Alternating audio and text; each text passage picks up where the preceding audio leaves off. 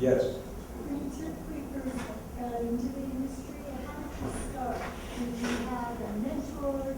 Did you get on some sort of, through some other avenue, or how did you? No, it was a fluke, and I don't want to tell the whole story, but I went to school. I have a master's in painting, okay, and I had this hobby which was music and sound. At one point, I thought it seemed like there was a way that the music I could be this recording guy and mess with the music, and that would support the painting. Eventually, that sort of took over. And then I rented this recording studio in San Francisco, the abandoned Kingston Trio. So I don't know how many of you are old enough to remember Kingston Trio. But they abandoned the studio and I leased it and started this little business there. And then Francis Coppola bought the building. And then the rest is, I just ended up in the movie business. It's a ridiculous proposition. I was telling the students invariably ask me, well, how did you get started? And this is not a reasonable path. You don't plan. So, and out of that are some lessons they're learning.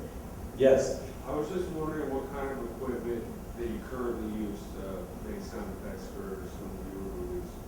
I'm a Pro Tools guy. I use software called Pro Tools. Yeah.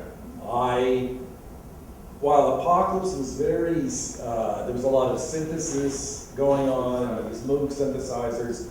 I have not messed with that very much since that period. I use organic sounds, and I record a lot of my own effects, or have somebody who's really good And then record you material. actually edit on the program?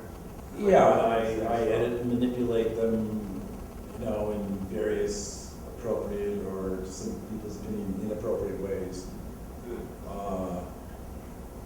There are a number of ways of solving these problems nowadays. I don't, once somebody did a magazine article, the magazines exist on advertising, right? And these they sell equipment. And the magazine is basically based on the fact that they do these stories about people in the industry. The photographer came to my studio and he came in and he said, "This is it?"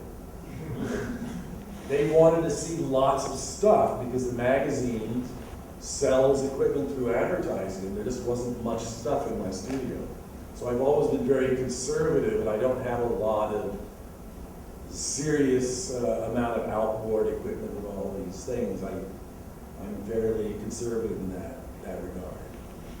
Sometimes I feel like maybe I'm behind the curve, but now it's too late, it doesn't matter.